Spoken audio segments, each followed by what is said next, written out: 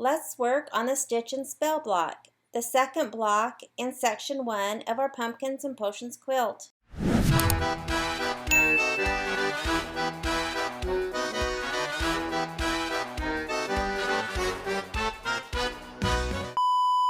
It's time to work on the stitch and spell on page 28. I have the background fabric and batting and the fabric for the appliques. They have all been backed with fusible interfacing. Let's get started. I am in Embroidery Essentials and I will be bringing in my files for the stitch and spell block and combine them into one file to take to my machine. I mentioned in the first video that this is a totally optional step, and all of the designs can be taken right from the USB to your machine and combined at the machine. However, I love to use software because I can combine all the files, do many blocks at one time, and have them ready to go, and I don't have to be in front of my machine. To open a file, you can come to the Merge Stitch File icon on the top right of the toolbar. However, if you're going to bring in more than one design, you will need to go back to the Merge Stitch File icon each time you want to bring in a design and go find that design. An easier way is to just open the file that contains all of your embroidery files. I will open the quilting bundle, and our stitch and spell block uses Halloween 8, block by block, and I need the 6x6. I will drag and drop it into the hoop. Now I will go back to the embroidery files folder and find the stitch and spell block and drag it and drop it into the hoop. The only changes I'm going to make to this block are to the background quilting. The second step is the tack down of the batting, and that is a step I don't need because I cut my batting to size. And the third step is the placement for the fabric, and that is just 1/4 of an inch past the batting line, and our Kimberbell fabric is much bigger, and so we don't need that either. However, this is totally optional. You can run all 5 steps of the quilting, or you can skip them at your machine. But since I'm in software, I am going to select the second step, hold down my shift key and select the third, and hit delete on my keyboard. Now I'm ready to save. I will go to File, Save Stitch File As, and I will name my design. I will put this in the Combined Files folder. Anytime I edit or merge files together, I put them in the Combined Files folder. Then I will save, and I will add to my USB and take to my machine. For the second block, I'm going to show how I find the files that I made changes to in Embellishment software. I have my USB, as always, hooked into my little pigtail, and that cord is plugged directly into my machine.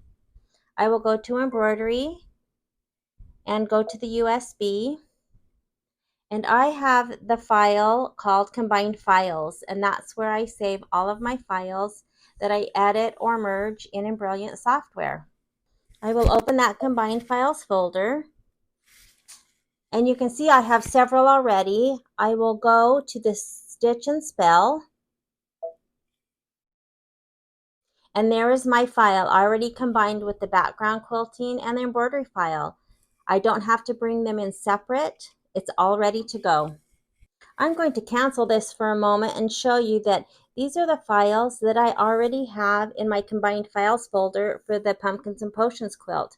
So I just sat one night and worked on the different files, and so you can see that I've got files combined ready to go with the background quilting. I have a few merged that I will go over when we get to those blocks, but this is just an easy way to get the file and get stitching, and you can do these not sitting in front of your machine.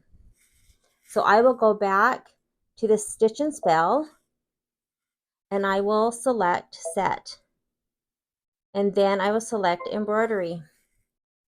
Now remember, because I have the other block that I did previously attached to the front Not sure you can see it up there. It's right up here. I have that still attached to my stabilizer. I am going to move this block up. I can use my finger and move it, but sometimes it jumps around. So if you want to do it precisely, then you would come to layout and move.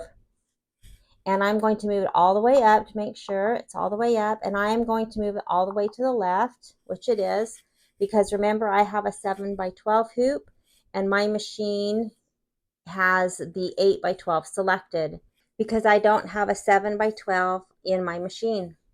I will select OK. And then I'm going to also go to this minus plus needle. That will get me back to the section that shows each step of the stitch out. I can also skip or go back a step if I need to. Let's stitch this block.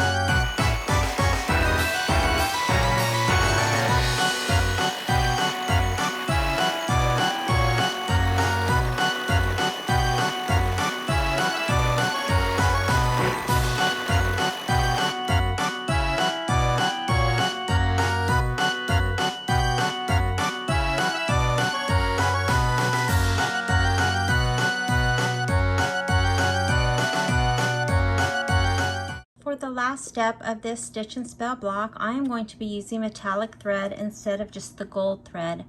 I have mine on a thread stand. I will put it to the back right of my machine. And then I am going to change the speed of my machine. Although I don't think you have to. When I remember, I like to lower it when I use metallic thread. I will go to the settings and I will change to the lowest, which is 350 stitches per minute. Let's finish this block.